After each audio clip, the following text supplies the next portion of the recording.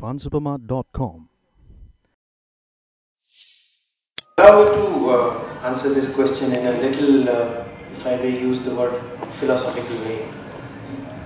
The term exit is irrelevant for a long-term investor. Just think about it carefully. The term exit is irrelevant for a long-term investor. What percentage of asset allocation may be a better question to ask. So for example, if I am a long-term equity investor, and if I am investing for the long term, for very long term, and I am doing an SIP,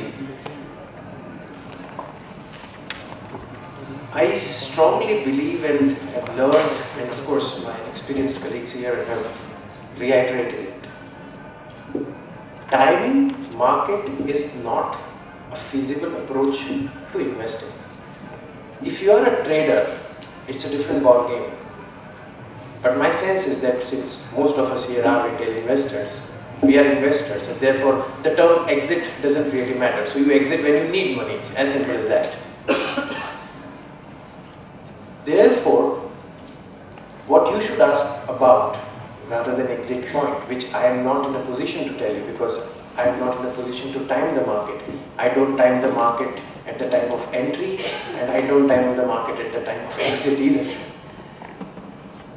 But what is important for you to understand is, rather than looking for that trigger, to have a watchful eye on what is the suitable portion of my wealth that should be allocated to an asset class at a given point in time. As far as you focus on that, the travails, the problems, the issues of market movements will go away from your mind, and you genuinely will become a long-term investor and will benefit from it. So don't look for levels to it. Thanks. Can I just add something? The way you entered the market, you said you entered systematically into the market to reduce volatility, or rather avoid market timing. Why not try to do the opposite when you want to take your money out? You want to eliminate market timing at the exit portion as well. Do the same thing. You achieved your financial goal. Instead of taking your money in one shot, every month the amount is, let's say, hypothetically speaking, 36,000 or 36 lakhs.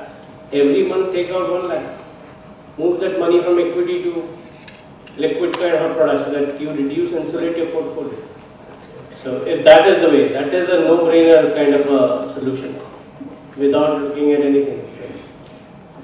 So there is a thumb rule with the markets that if you're really confused and you don't know what your equity allocation should be, then it's very simple. It's 100 minus your age, right?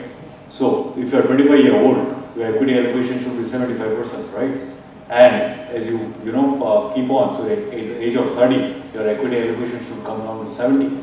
100 minus your age, right? So that is that.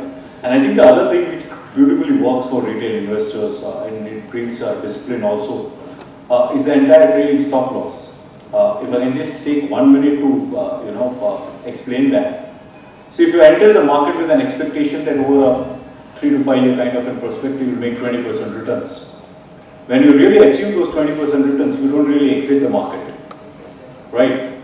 What happens is that if your 100 becomes 120, you are not actually exiting the market. And when your 120 becomes actually 125, you move your target to 122. When 125 becomes 130, you move your exit target to 125. Now, when that, obviously market at some point of time will reverse, right? So once that 130 becomes 125 in value, okay, you have that discipline and you get out of the market, irrespective of what you think at that point of